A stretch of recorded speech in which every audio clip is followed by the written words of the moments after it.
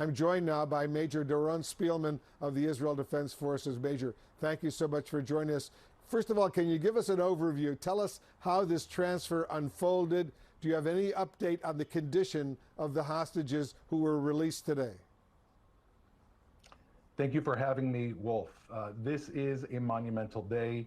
It will be a monumental day in the history books of the state of Israel to see these beautiful children come home that we've been waiting for, return to their families, these sweet little faces smiling into the camera. This boy, Ohad, who's 9 years old, who was trapped in Gaza in a tunnel with his mother, to be welcomed by their family.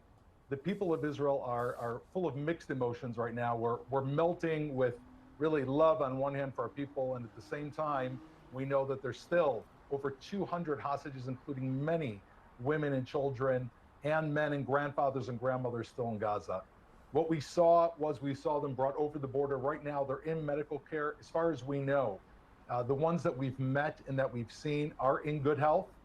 They're probably enormously traumatized. And we have to understand, Wolf, that some of these little children, there's a 2-year-old and a 4-year-old, there's multiple children, do not know yet that members of their family have been killed. And therefore, there's a process of psychologists, of support networks that are there to reveal to them, yes, you're home, but how do we convey to these sweet children that Hamas killed their families? That is right now what the state of Israel, the people of Israel are facing. So how quickly, Doron, do you think these hostages who were released today will be reunited with their families and eventually able to return to their homes? Hopefully within a few hours. Everyone is checking them. Of course, what they've undergone is there are things that you can see on the exterior of the body and health conditions. Let's not also forget the mental trauma. And mental trauma is not something that can be assessed right away. The medical staff in the state of Israel want to make sure that we're helping these people as much as possible. And therefore, in as short a period of time as possible, we're trying to assess this.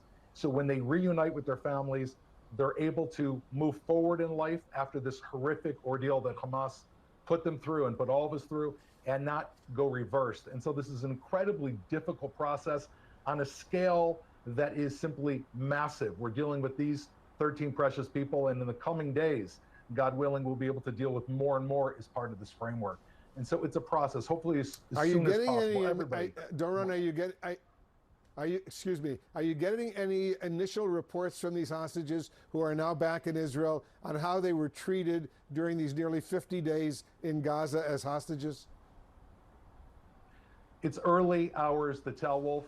Right now, the way we've been dealing with this is letting them go through the medical process and the psychological process.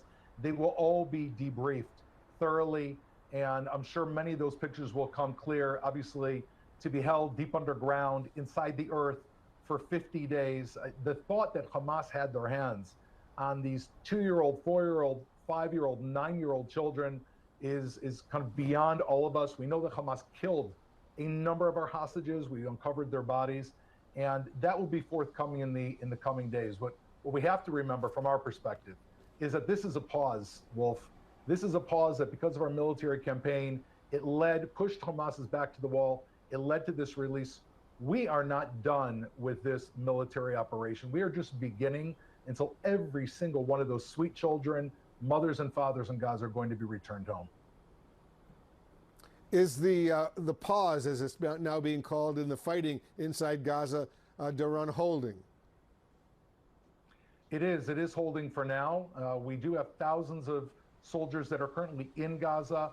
We are refreshing, we're holding forth, we're holding back our fire to enable these hostages to come out. And also, we've been using this time to bring in an enormous amount of humanitarian aid that we're using this for, because up until now, when we brought in humanitarian aid and when we were kind of assisting those convoys of civilians, Hamas was shooting at us, shooting at our own soldiers. Right now, there is calm. We had more than 200 trucks of supplies come in today.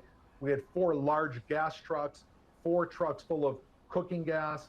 And so the people, the residents of Gaza that have had south, they're also benefiting from this. And we're just hoping that Hamas, they've broken these treaties in the past, Wolf, as I've spoken to you in past conflicts, they've broken many of them. We're hoping Hamas will, for once, live up to their word. We know that we're going to, assuming they don't overstep this treaty, this pause. Major Doron Spielman of the IDF, thank you so much for joining us. Appreciate it. We'll continue this conversation down the road for sure. Coming up soon, right here on CNN, President Biden will speak after this first group of hostages has been released by Hamas. Stay with us. CNN's special live coverage continues right after this short break.